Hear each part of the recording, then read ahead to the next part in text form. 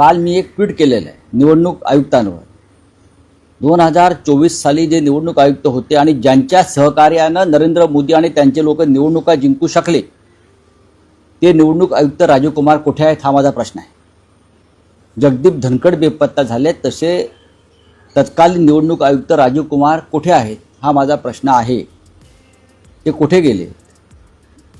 राहुल गांधी यांनी निवडणूक आयोगावर हल्ले सुरू केल्यापासून खरं म्हणजे त्याचं उत्तर राजीव कुमारने द्यायला पाहिजे होतं. तेव्हा राजीव कुमार हे निवडणूक आयुक्त होते ज्याने शिवसेना हे नाव आणि चिन्ह धनुष्यबाण हे शिंदे गटाला दिलं, गद्दारांना दिलं, घटनेविरुद्ध जाऊन, आणि त्यात किती कोटीचा व्यवहार झाला हे सुद्धा मी सांगितलेलं आहे.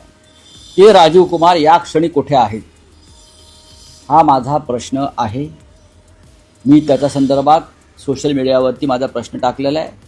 त्याच्यावर दिल्लीमध्ये सुद्धा चर्चा सुरू झाली आहे. जगदीप धनखड जसे दिसत नाही आहेत तसे राहुल गांधींनी हल्ला सुरू केल्यापासून, आम्ही सगळ्यांनी निवडणूक आयोगावर हल्ला सुरू केल्यापासून, मतचोरी प्रकरणात 2024 पासून हे तेव्हाचे आयुक्तांना सुद्धा लोकांशी बोलण्यापासून, मत व्यक्त करण्यापासून थांबवलेलं आहे. कदाचित ते दिल्लीमध्येही त्यांना आता ठेवलेलं नाही.